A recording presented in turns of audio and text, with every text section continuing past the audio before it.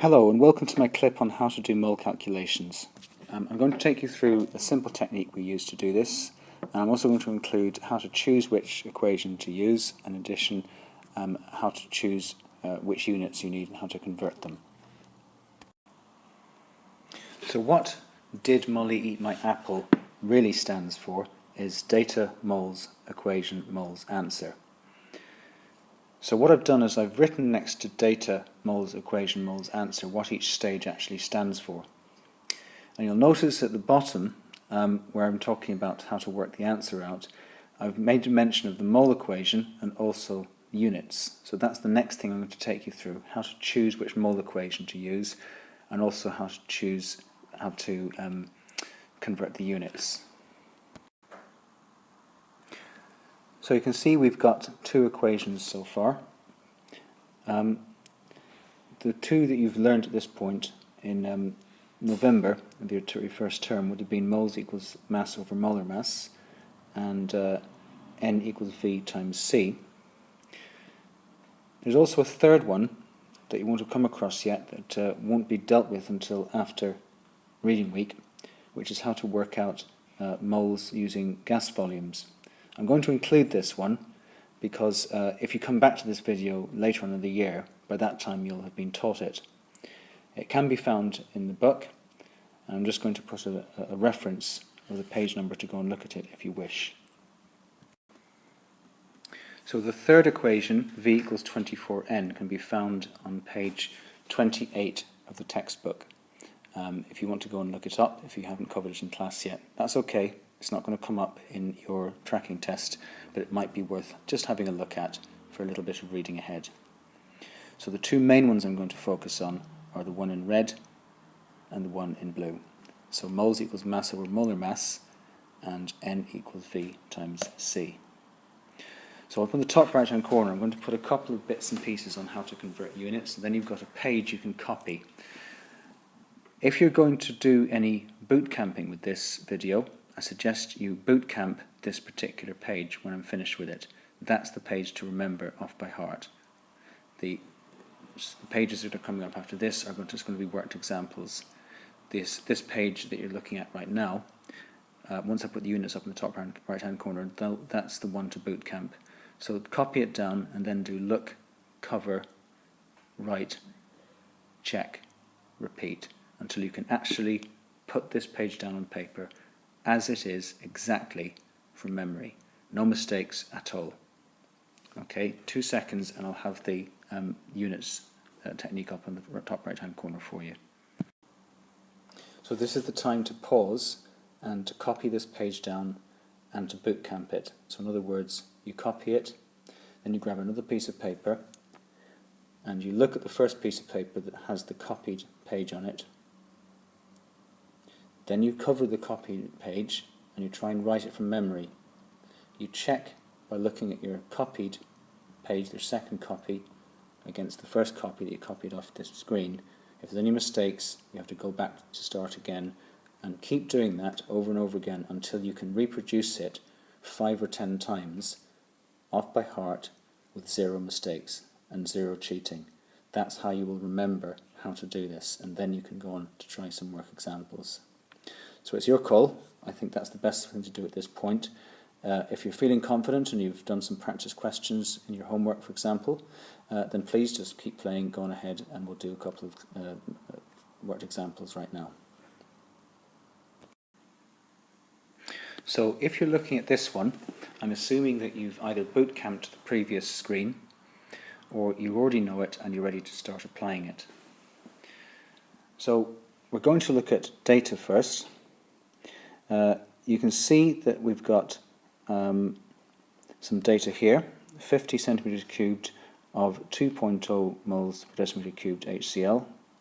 So that allows us to work out moles using N equals V times C. So let's put that in. So you can see a couple of things I've done here. Instead of just putting N equals V times C, I've put N and then HCl. The reason I've done that is because they want me to work out the number of moles of HCl, so N with an HCl next to it means the number of moles of HCl. You'll also notice that I've taken the 50 centimeters cubed and I've divided it by 1,000. The reason I've got to do that is because the concentration that I'm multiplying it by is in moles per decimeter cubed. So I have to make sure that I convert centimeter cubed values into decimeters cubed so they can be put into N equals V times C.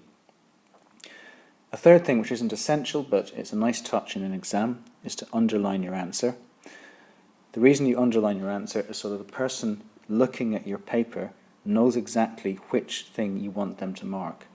So the rest of it will be method marks if it's applicable. Here it's not because it's only 1 mark.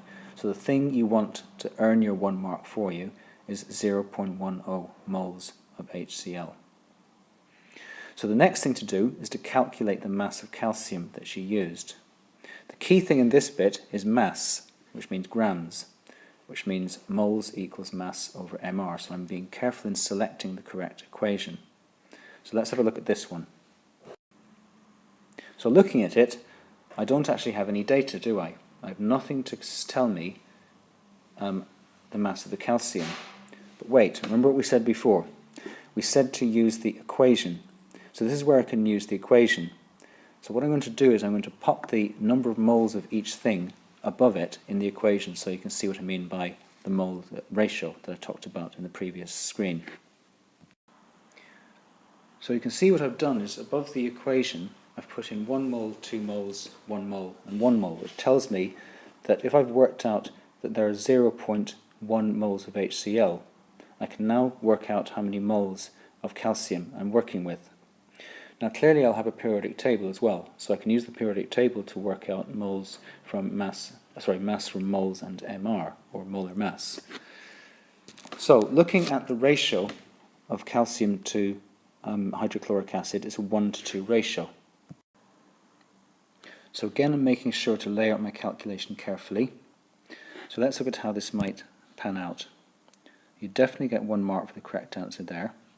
You get 1 mark for working out the fact that there's a calcium to HCl mole ratio of 1:2 using the equation, and you get your 3rd mark for working out the correct grams of calcium. You could probably get away with 2.00 grams of calcium here, but you'll notice I used 40.1 straight out of the OCR periodic table.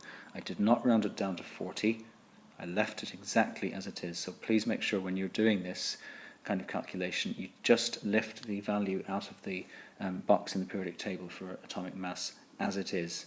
Don't round it down or up or try and do anything clever with it mathematically, because you will lose a mark for doing that. So let's now try an example that involves using the gas equation, the one you possibly might not have covered in class yet. But it's no harm to have a look ahead every now and then, and reading week is as good a time as any. If you're looking at this later on in the year, then it's a good revision for you. So I'm going to make a new screen now with another calculation, another question, but this time it will also ask you about gas volumes that requires you to use V equals 24N. So this is quite a nice one because it requires us to use all 3 of the equations. So you need to have your bootcamped page with your different equations on there. You need to have your moles equals mass over mR equation. You need to have your V equals 24,000 N equation, and you also need to have N equals V times C. So the first one says, show that 8.0 times 10 to the minus 4 moles of barium were added to the water. So if you look at the first sentence at the top, the only data that's to do with barium is given in grams. This is automatically now moles equals mass over mR. Okay, so what you do is you take the grams that you're given, 0.11, and you go and look up the atomic mass for barium, relative atomic mass, and the relative atomic mass for barium on the periodic table is 137.3. So let's do that calculation in a sec here. So you can see what I've done. I've written in the number of moles of barium is the mass over the molar mass of barium, stating quite clearly molar mass of barium. So the examiner knows that the 137.3 that I've put in is actually the one I've gone and looked up, which gives me 8.0 times 10 to the minus 4, like the question asked me to. So the next one is calculate the volume of hydrogen in centimetres cubed. Now they've specifically said in centimetres cubed, so this is going to need the V equals 24,000 n as opposed to V equals 24n.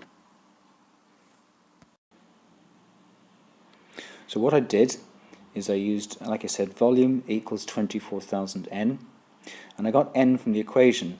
So it's data, moles, equation, moles, answer. The equation tells me that there is 1 mole of hydrogen gas for every mole of barium, which for your convenience I've just popped up above the equation. So now I know there's a 1-to-1 mole ratio. It means I can automatically assume that the number of moles of hydrogen is also going to be 8.0 times 10 to the minus 4.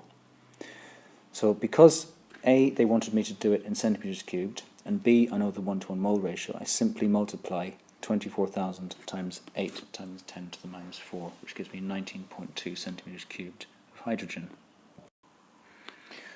So what I've done this time is I've used n equals V times C, because it's a concentration calculation. I've had to rearrange it to say C equals N over V,